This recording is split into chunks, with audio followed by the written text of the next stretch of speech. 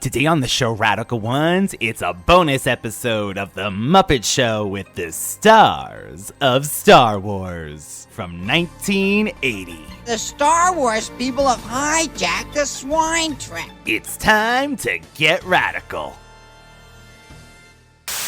Hello there. We seem to be made to suffer. It's our lot in life. Queen Amidala herself. Help me, Obi-Wan Kenobi. You're my only hope. Obi-Wan has taught you well. Somehow Palpatine returned. More did you say? Here is the path to the dark side. I don't like sand. It's coarse, rough, and irritating. And it gets everywhere.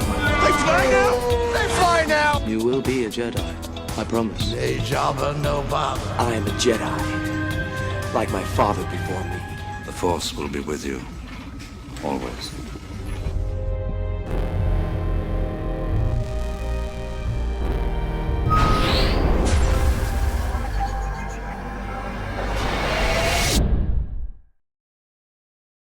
Welcome back, Radical Ones, to another episode of the Radical Retro Rewind podcast. As always, I am your host, Radical Ryan Hunter, here with everyone's favorite brother and mine. Prove it. Prove that I am everyone's favorite brother. I want all our listeners to prove that I am their favorite brother. I want likes. I want comments about me being their favorite brother, particularly. And I would also like them on Spotify and Apple. You prove it by 5-star reviews. Yes, 5-star reviews, because I am a 5-star top tier star. David. Besides being everyone's favorite brother, you're also being forced to go by through the Force to go through every single anything's related to Star Wars. And you know the sad part is, we're not even scratching the surface, because there's, besides the main movies that we are doing, including the Ewoks, which aren't really considered movies. I mean, aren't considered movies. Aren't considered, part of the main run. As you know, there's Obi-Wan Kenobi, there's this series, there's that series, and everything does tie into it. There's also recently that came up on my feed, Christian. Hayden finally, they said he finally got his,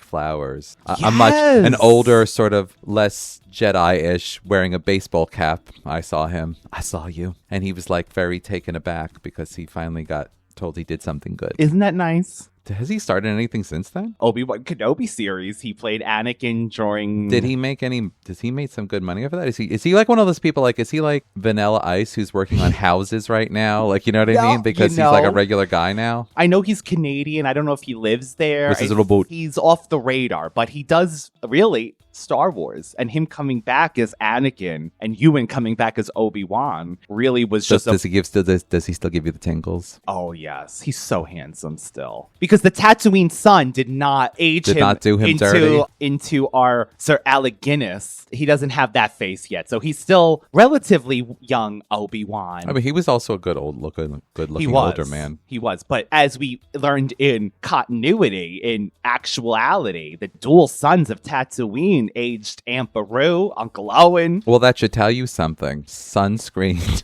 But make sure it is a sunblock and not sunscreen. It is a physical block. Titanium. Yes. Titanium dioxide or zinc oxide, which is a physical block, which is not absorbing into your body. It's not a chemical sunscreen, so it's, it actually is not absorbing into your bloodstream. I've been telling this for years. I've been telling people for years to not use talcum powder too, because it's a talcum powder. But I was told that I was I was told that I was like a witch doctor. I'm like, don't put talcum powder on your body. It's really bad for you. Don't breathe that in. They're like, oh yeah, it's like asbestos. Now they're telling you don't do that, and it's all in cosmetics and stuff. But of course, everyone's favorite brother knows better, but nobody listened to me. So, Radical Ones, because I was sick and still am for some reason. He's got the gripa. And because we have our lovely Leah, who also supplies our audio here and for Thundercats as well. She's one of our longest supporters. For our Thundercats fans, our bunglers, you'll know that name. But for our Radical Ones, unless you cross over, she's been such an amazing supporter from us, all the way from Australia. So to coordinate Return of the Jedi, which she's going to be guesting on next week. Very excited about that. We're going on an Ewok adventure with her. Oh my God, we are going on an Ewok journey. So to get that all set up, and you know what? Why not give you more Star Wars in Star Wars Summer? Before E.T. phoned home, before those pastel power ninja guys, before the Force was with you, there was Pigs in Space! Luke Skywalker, go along with this or I'll cut you in half. No! The Muppet Show! Hiya, hiya, hiya! The series that broke all the rules. No use struggling, Mr. Cleese. You can't leave until you've done the show.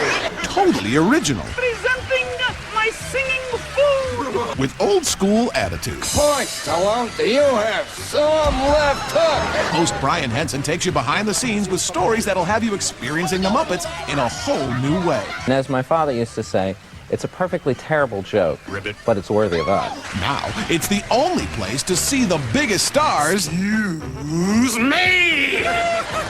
Do the weirdest things.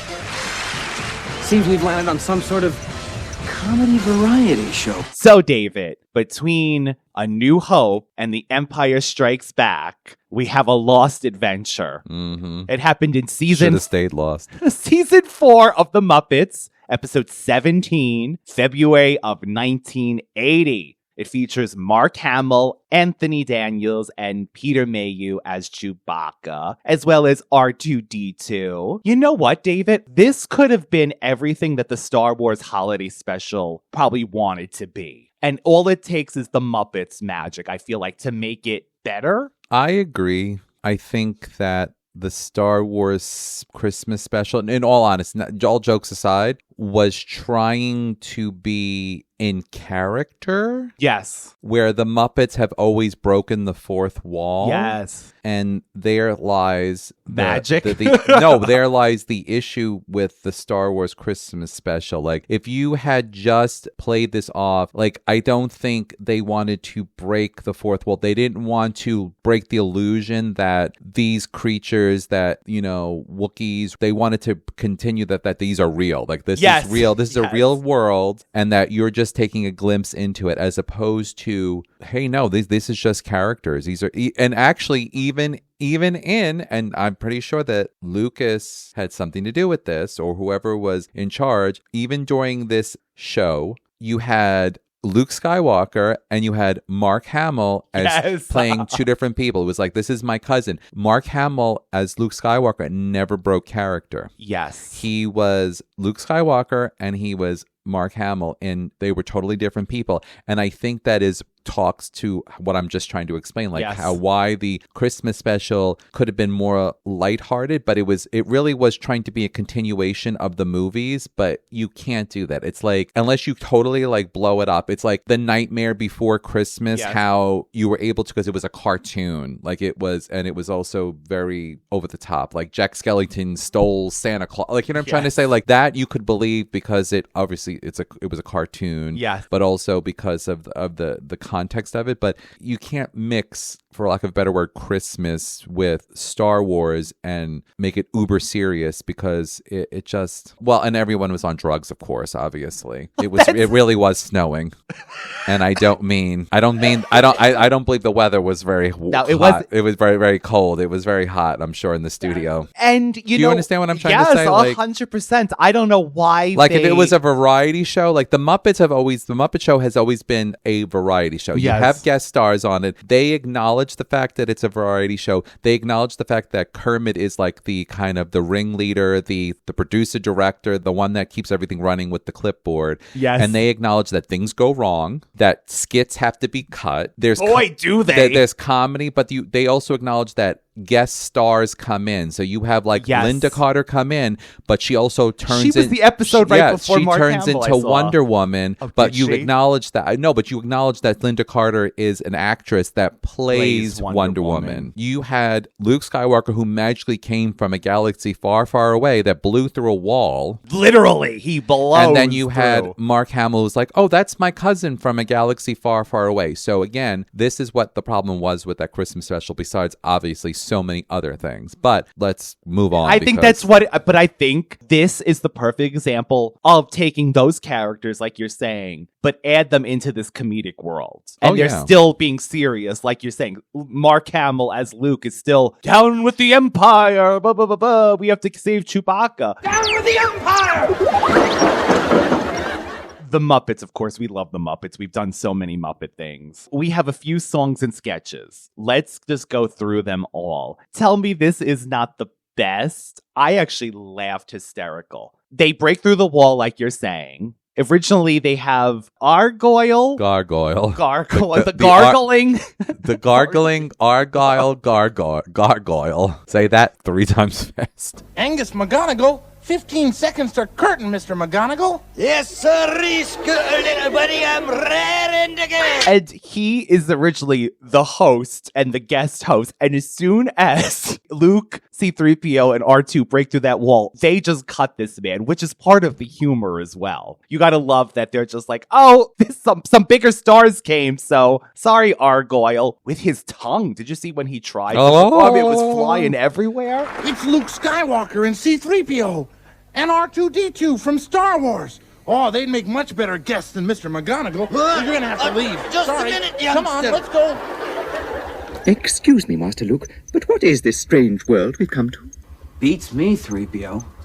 Seems we've landed on some sort of comedy variety show planet.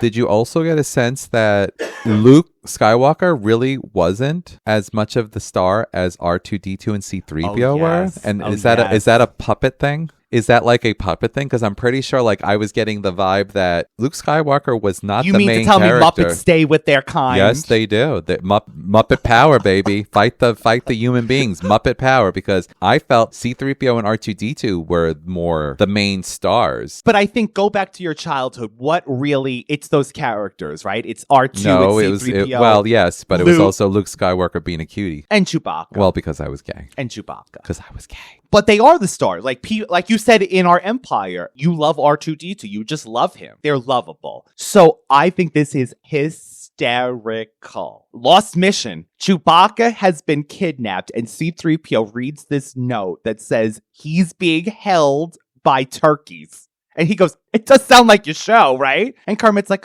yeah, actually it does. So We are searching for Chewbacca. Oh, Chewbacca the Wookiee? Correct. As R2 rightly says, he's been kidnapped. Kidnapped? Well, why are you looking around here? We received this hyperspace telegram from him. What? To Luke Skywalker, C-3PO and R2-D2, help, I am being held prisoner by a bunch of weird turkeys. It does rather sound like your show. Yeah, it does. That's what sets Sounds this like up. Gonzo. Oh my God. You know, he's got Camilla. He's got that fetishes for birds. Bird fetishes. Chewbacca has been kidnapped by turkeys. God, do I wish we got to see the kidnapping with the turkeys. We don't. So that starts off. Argyle is cut, and they do this joke, like David said, Mark Hamill is Luke Skywalker's cousin, which is a cute way, too, to not break the character of Luke and make him real for kids, quote unquote. And it also is a great way for Mark Hamill to be his own person, to break free from that and maybe get him some additional work doing other things, possibly. But we know that really didn't work out. Well, you know what? I don't mean in a bad way. No. I mean, like, he didn't have to. I'm sure this franchise did him well. It did show his talents, including impressions and voice acting, which is what Mark ended up going into, famously. A little dancing. Oh, wow. Hey, you know what? You get to be the guest on this very show, right, Kermit? Oh, well, maybe. What do you do, Mark? Oh, well, I've been known to do impressions. Hey!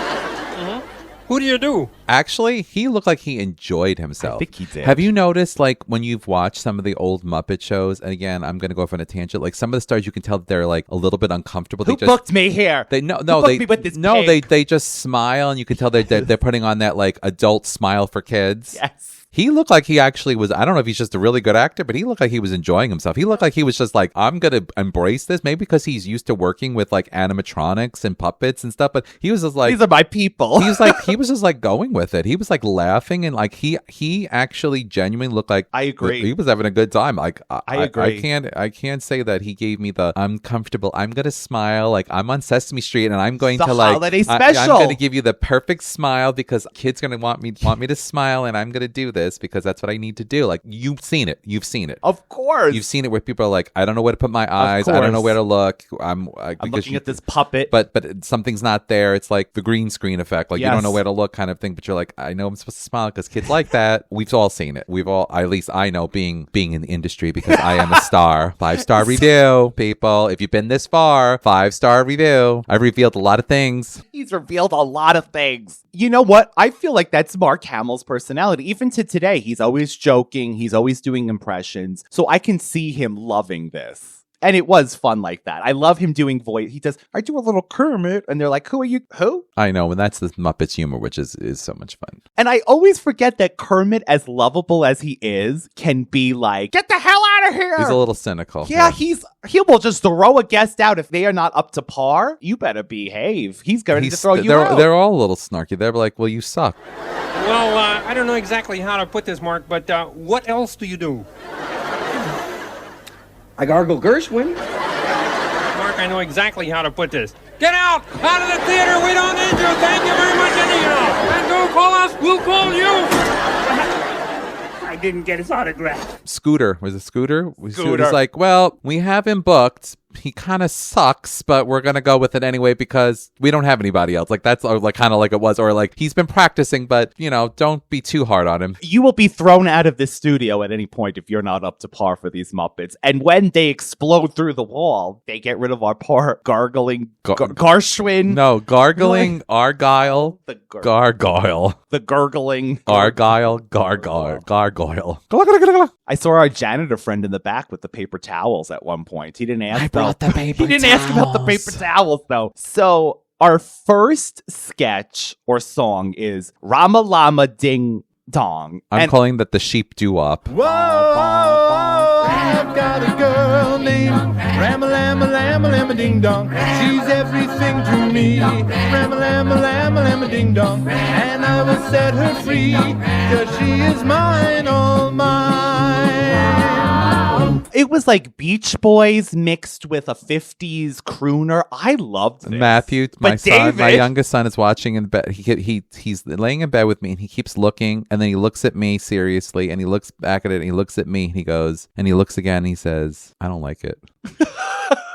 No, sir. And then he goes to me out of nowhere, out of everything. He goes, sheep do not talk. Now, out of everything, he watches so many things. Yes. But Ryan, we're way past, he's 8 years old. We're way past like dispelling the fact that animals don't talk. He watches a million things. They do. No, if he's like, and he kept going, he kept looking like, he kept looking and looking at me and looking at the screen. He's like, I just don't like these this. Sheeps? He goes, I just don't like these this. sheeps. He was like perplexed. That's what he was giving like a perplexed look. Like, I don't know if it was the music. I don't know. He's like, I don't like this. That's what the way he was like. So he didn't even get into the song because it was catchy. I mean, granted. And he kept saying, sheep do not talk. Wow, strong opinion for the sheep. But I don't know what about the sheep it was. But how did you feel about that? Because I thought it was delightful. I think Star Wars, no, it was delightful. Cute. I haven't seen the Muppet Show. I haven't seen the show. I have not seen the Muppet Show in such a long time. I was hoping that it would have been a little more Star Wars themed. Yes. Like if the sheep were dressed as like stormtroopers or something. You know what I'm saying? Like I really wish they would have done more to keep up with that idea that it's a variety show probably, and these were the scheduled acts for Argyle. But you're right, like a little. But that's actually smart writing. Oh yeah. But I don't want smart writing when it comes to like I want but when it comes to like Star Wars, I don't want smart writing because I want the whole thing to be themed. Like when Wonder Woman is on, I want everything to be about Wonder Woman. Do you know what I'm saying? Like if you idolize something or love something, you want the whole theme to be around that. Do you know what I'm saying? Because it's not a very long show. No, not at all. What, 20 minutes? To add to your point, did you notice Scooter when he does his 6-string orchestra number? Has the poster? There's a poster of Luke Skywalker and an upside down Star Destroyer in his bedroom. So they kind of added that. And we should say at this point, Empire was filmed or about to come out. So Frank Oz, Miss Piggy, Fozzie was working with Mark Hamill and these actors. And I'm sure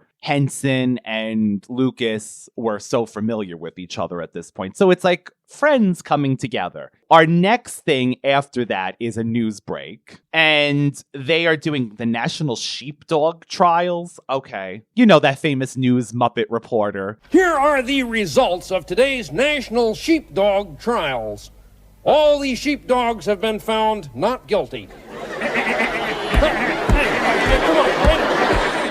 Then we get to Angus and Mark Hamill gargling Summertime because Mark wants to perform. He's also thrown out from Kermit. And yeah, he does a few things. He tries to do comedy. He's dancing. Like he does a few different things. And Muppet is not. Kermit is not impressed. He's like, get out of here! Screams. He's like, he is not impressed at all. Oh, the stage is empty. My chance at last. Hit it, boys! And they do it so Mark exits the door, Luke comes out, his cousin. Kermit is not impressed with Mark. Also, David, who's your tailor? That's the running joke in this thing. He's wearing his Empire Strikes Back outfit at this point. He's no longer in that robe, those Tatooine robes. They age you. Yes, I have one very important question I'd like to ask you. What's that? Who's your tailor? I love that outfit. So then we get the Three Little Fishes, which I don't know if it's because I saw this, David, years ago, which I know I have. But this number, for some reason, stands out for me. It's cute. It was cute. And they swam all over again. Boop, boop, did-em, got-em, got-em. And they swam all over the dam. Then we get to the 6-string orchestra by Scooter, like we said. Scooter's one of those characters that he's like the one in charge, the stagehand. He's the one, like David said, introduces the guest. Oh, 5 minutes. 5 minutes to showtime. He's kind of forgotten. But then he does have these very somber moments. He plays like guitars. He's the Eeyore, sort of, but not as somber. Not as downtrodden. Then we get, which is where really we get Star Wars. Pigs in Space. And now, Pigs in Space! The last time we saw the spaceship Swine Trek, we hoped it would be the last time. But it's back. The characters instantly came back to me. Absolutely. The older pig did not realize you know what I'm going to say, is the Captain Pig a little sus? A little gay? Yeah, maybe. I'm talking to Luke here. Maybe. I'm Captain Link Hogthrob, and this is my spaceship. That explains everything. Why don't you let me explain? I'm Luke Skywalker. My friends and I have just borrowed your spaceship so we can rescue our friend, Chewbacca the Wookiee. We find out that from Kermit's nephew, Robin races to tell Kermit something, and he says, he has no time for it's Robin. He says that the Star Wars people have hijacked the Swine Trek. And that's when Kermit runs off in a panic because he's got to keep this show going. So Miss Piggy comes out and she's like, Luke Skywalker. It's Luke Skywalker. One of the heavenly bodies. I'll change. Now, is there anything else you'd like to know? And then she goes out and she comes back with the Princess Leia outfit on, which absolutely love. And she steals the show. This is what I was going to say. Of course, So Miss Piggy steals the show. She tells Miss Piggy that he better go along with it or she will cut him in half. Princess, you've gained a few pounds. I was like, oh my God. He's not having it. She wants to be all loved up, sexed up. She's like ready to be like, she's Miss Piggy. She threatens him. And then she says something else. What is she else? She says she's going to cut him in half. And then she says something else to him. She says 2 horrible things to him. So he's like, well, you look a little fuller or something like that, princess. And she pulls him down close. And then she tells him she's going to cut him in half. Go, you better go with it. I'm going to cut you in half. Skywalker. I'm going to cut you in half. Cut you in half.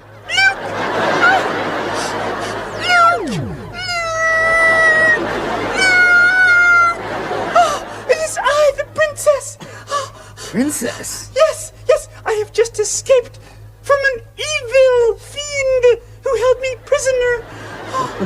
Well, the evil fiend must feed his prisoners well. What? Well, what I mean is it looks like you've put on, Look, Skywalker. Go along with this or I'll cut you in half. Look! It's the princess! Doesn't look like the princess to me. Watch it, Hardware. He says, I guess the Empire feeds their prisoners well. Something you can never probably say anymore in TV. No, I just love it because it's Miss Piggy she don't take it. And again, there's our Yoda, our Miss Piggy, our Frank Oz. Go with it, Skywalker. So, yes, the captain of the ship, which I used to love pigs in space because it was always so fun. I love the fact the place is a pigsty. It's a mess. And they were complaining about that too. Luke says, you don't hear R2-D2 complaining about this because C-3PO is like, there's sandwiches. It's disgusting. And he's disgusting. Like, and R2 did say it's a pigsty. He's like, yes, he just did. He said it's a pigsty. So that's hysterical. Yeah. I'm not awfully keen on this spaceship, Master Luke. It's so messy. Cakes, half-eaten sandwiches. Oh, will you stop? You don't hear R2 complaining, do you?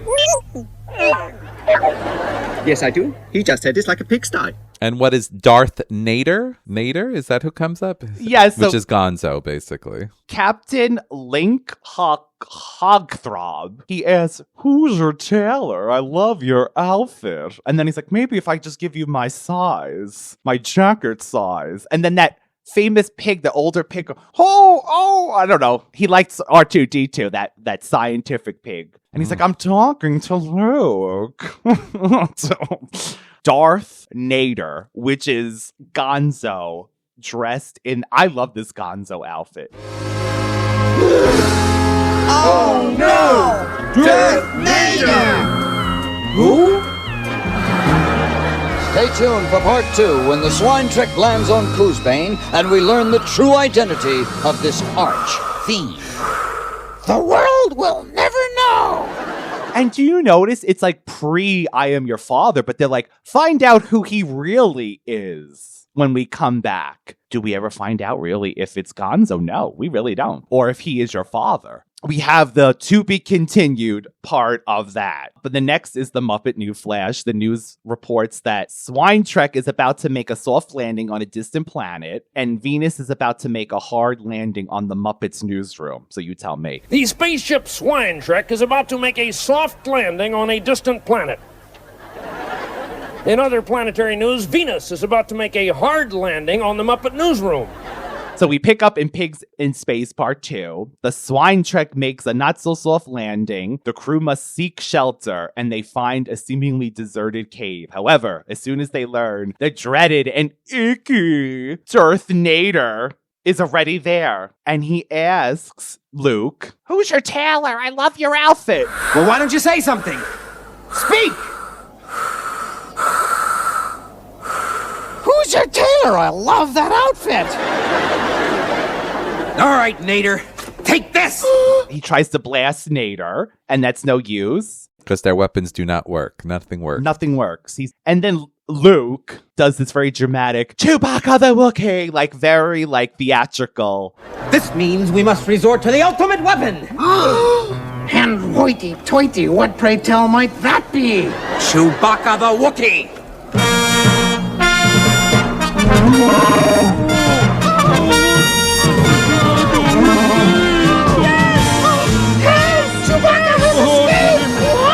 The jig is up. Nothing can stop good old Chewie. One thing can. What's that? Angus McGonagle, the gargling gargoyle!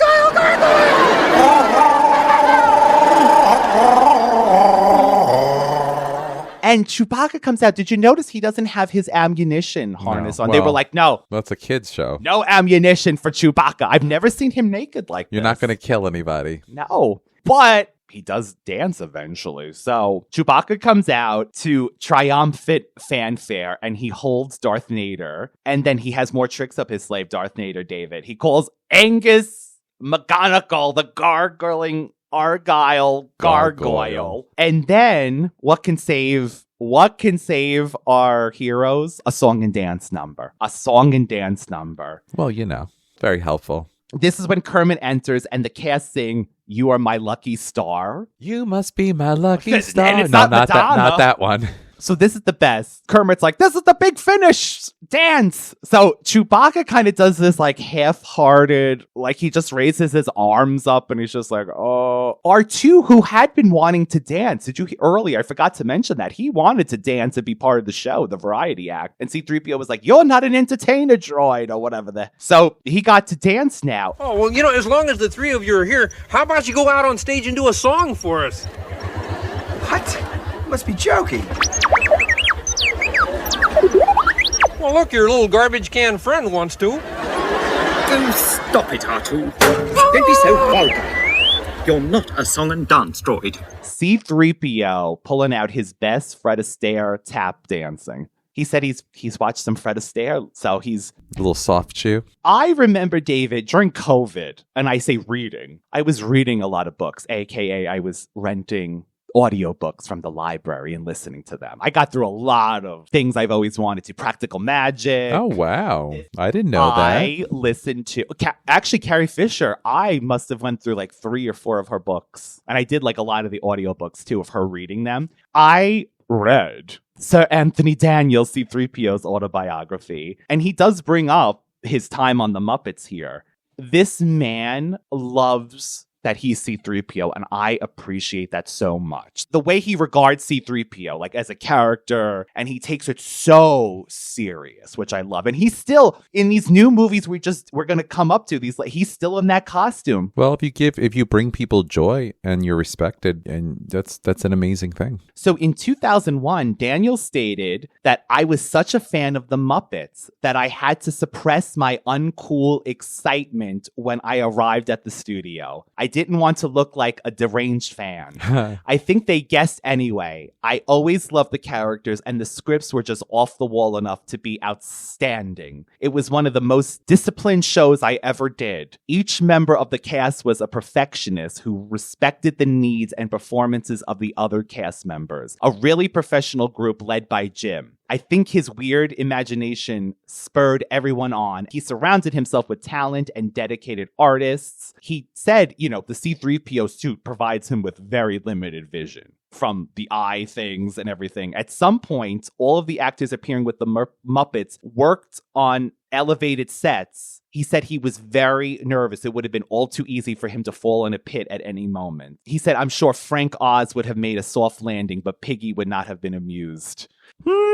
He also mentions that he received a silver Kermit as a gift over dinner after filming the episode. That was awesome. And his book is called I Am C-3PO, The Inside Story, which was released in 2019, Radical Ones, if you are interested. And then, David, this actually ends on a very predicting the future moment. Did you see what I'm gonna say? I just wanted to bring up one thing, or two things. Did you notice that C-3PO was highly reflective in the studio lighting, which you didn't see in movies? Yes. And I thought for a moment we had this kind of Mandela effect moment we were talking about. Did you notice that when they were walking, one of his legs looked like it was a slightly different color? So David and I think we're going to do a Mandela effect episode, maybe in the new season, since we're in that galaxy far, far away until September.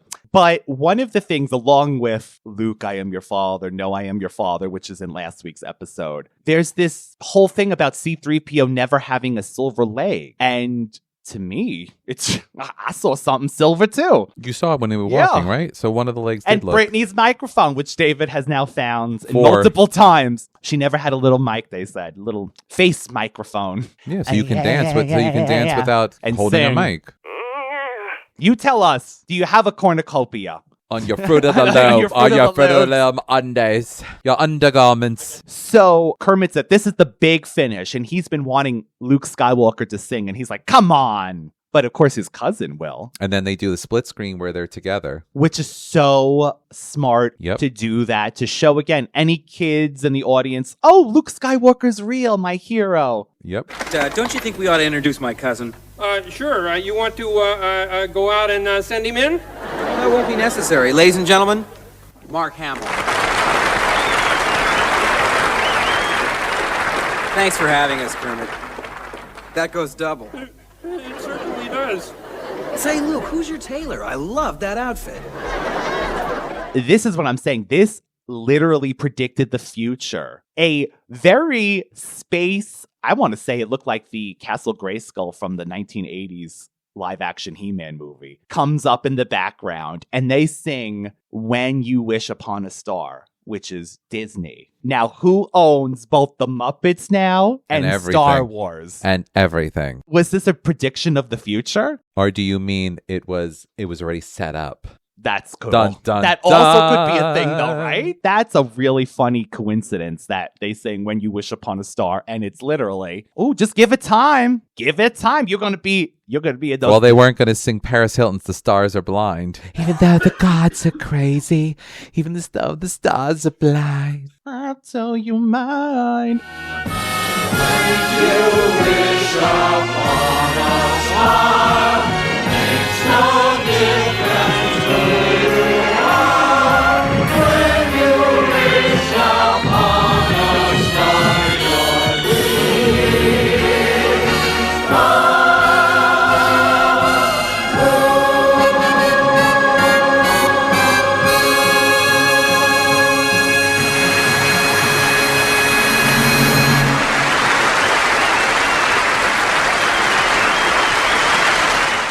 So at the end, the last gag, of course, we have to bring it all the way back, is Mark says to his cousin Luke, I love your outfit. Who's your tailor? And Luke is just not having it. He's just like, ugh. Get me off of this show. I hate it. We rescued Chewbacca from those turkeys, which honestly, that was the best joke in the whole entire thing. C-3PO's reaction, well, it does sound like your show. Yes, it does. And then I think that he called it earlier a 2-bit variety act or something like that. And Kermit's like, hey, we're a 1-bit. Something like that. He called it almost like you call a second rate. Second rate. And he called it, we're a third rate. It was something. That's the other thing. All the Muppets humor is very self-deprecating. Always. Which I'm Always. a very self-deprecating person myself, which I believe makes people, I think if you to be self-deprecating is you have to have to be pretty confident, and also you have to be relatable. That's just how I think. So that's why I think Muppets are also very relatable, because you have to be. I feel you have to be able to make fun of yourself. 100%. 100%. That's what our show is built on. Not speaking correct English. Yeah, not even understanding what we're doing. Bad microphones.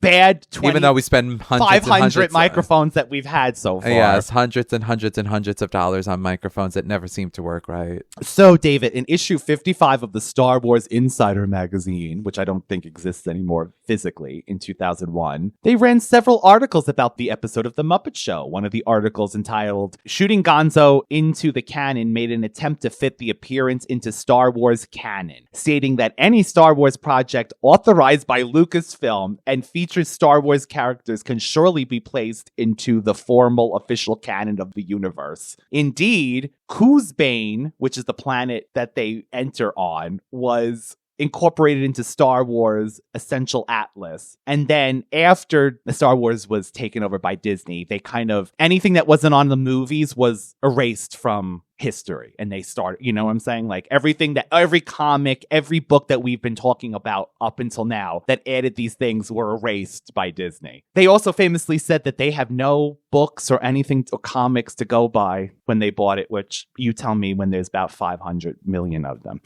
We don't have source material. Honest, I thought this was delightful. I mean, it's a little detour. You got to say sheep don't talk. Sheep don't talk. Do they speak Wookiee? I don't know. Do we ever see the gargling Argyle Gargoyle ever again? They seem to have pictures of him, but I feel like he was made almost for this episode, which I kind of love. This random Scottish tongue master. That tongue was flying. It was like a puppet tongue. Blech. It was all over the place. And so Chewbacca was rescued from the turkeys, I'm assuming off screen. We don't know who Darth Nader's true identity is, but could he be Luke Skywalker's father? We'll never know. And what about Miss Piggy? Stole the show as usual with her crazy threats. This was, David, when Miss Piggy still had her older look. Did you notice? Yeah. Before they glammed her up in the 80s, she was more subdued. Her face. Sure, she eyes. She was more subdued. I don't know. I feel like they changed the puppet in the 80s and she got more beautiful. She's kind of more plain Jane Miss Piggy at this point. The 70s Miss Piggy was a little different, I feel like. They made her less 70s Suzanne Summers. Suzanne Summers, Chrissy from Three's Company, and they tried to make her more Dynasty.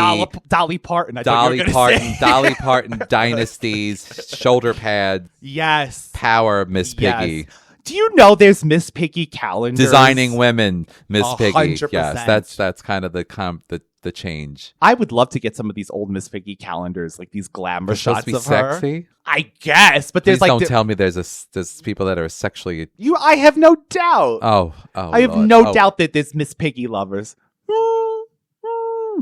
Cue her in Muppets Take Manhattan, the famous the scene that we love when she destroys the blinds. when she goes past the construction zone. When they're catcalling her, you got to watch we got to listen to our Muppets Take Manhattan episode. That was hysterical. I want to be catcalled. Hey, Piggy.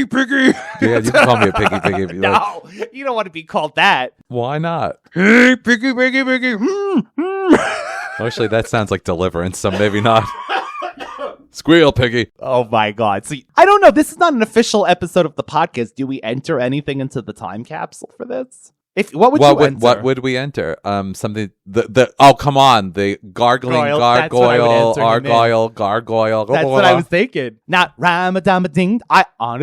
Sheep. We enter the phrase "sheep do not talk." Oh, we don't know. I don't like it. Sheep do not. Did he watch the rest of it, or is he done after the? No, sheep? he watched the rest. He watched most of it. Radical Ones. That was our quick bonus episode just to catch up with our Star Wars summer. As always, you could find David at Universal Appeal 2021 word, as well as the Radical Retro Rewind podcast, one word, on Instagram, TikTok, YouTube, and beyond. Next week, we return with Return of the Jedi, originally named Revenge of the Jedi. But guess what? Jedis don't seek revenge. That's the way to the dark side. Fear. Anger, revenge. You will be. You will be. You will. And I will steal your pen light. Give it to me. I still love that. So Radical Ones, join us next week for the continuation of Star Wars Summer. May the Force be with you. Oh, we need to put something in the... Oh, no, we did. Was that easy to forget? What if this thing is... Well, you have to start over again. What was that easy to forget? So David, stay radical and... And remember this, people. Sheep do not speak. May the Force be with you. And I can't wait to see our good friend Leah next week. And it won't be Thundercats, which will be something different for us. So we'll be talking Star Wars, and maybe we'll talk about my Ewok adventure. Or do we save that for the Ewok movies? Oh, maybe. The two. Remember when C-3PO was on the chair and it rose up? That was you. You were rising up. Something was happening. Oh my God. See you next time. Listen, pal, we're on a mission. There's no way we're going to get involved in any third-rate variety show. Second-rate variety show. Radical